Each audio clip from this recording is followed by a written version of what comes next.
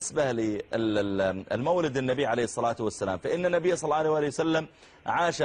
بعدما بعث نبيا 23 سنة، من عمر 40 إلى 23، ومع ذلك النبي صلى الله عليه وسلم لم يعمل ولا سنة عمل نفسه مولد. وكذلك أبو بكر وعمر وعثمان وعلي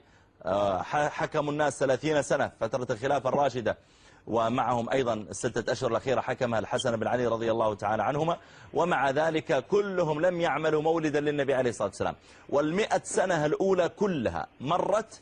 100 سنة من الإسلام لم يعمل فيها مولد، و100 سنة الثانية لم يعمل فيها مولد، وال100 سنة الثالثة حتى ال100 السنة الرابعة عمل المولد بعد ذلك على يد الفاطميين، ثم بعد ذلك بدأ ينتشر. والمولد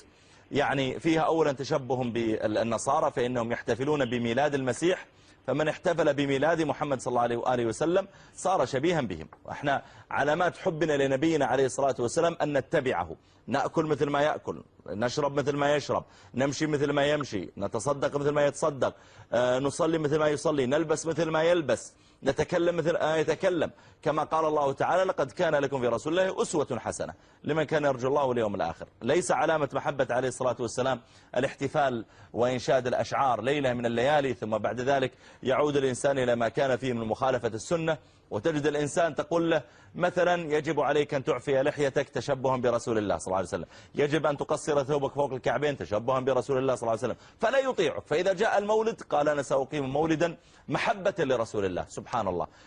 لو كنت تحب النبي عليه الصلاة والسلام لتشبهت به في سيرته، في هديه، في سنته، في أخلاقه، في أقواله، في أفعاله. هذا علامة محبة عليه الصلاة والسلام، وليس علامة المحبة فقط كون الإنسان يحتفل ليلة من الليالي.